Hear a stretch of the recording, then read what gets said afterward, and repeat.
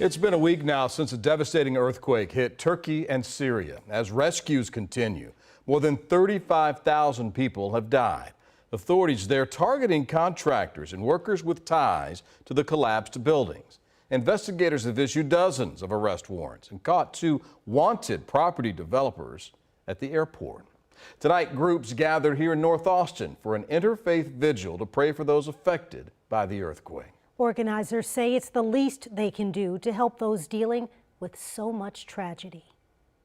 We here come from various communities, from various faiths.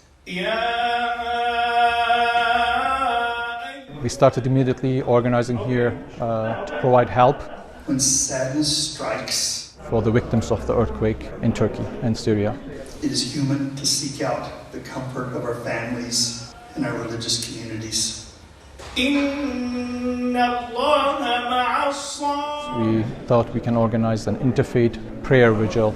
It is in these moments of crisis that the human spirit shines the brightest. My personal friend from Turkey who lost his father, his mother, and his brother in the earthquake all at once. It sometimes helps to bask in the light of our common humanity. And I have a number of other people in our community who have lost loved ones or who lost their homes, all their belongings, and are in dire need of help right now. So this is the least we can do. We pray this prayer in all of the holy names of love. Amen.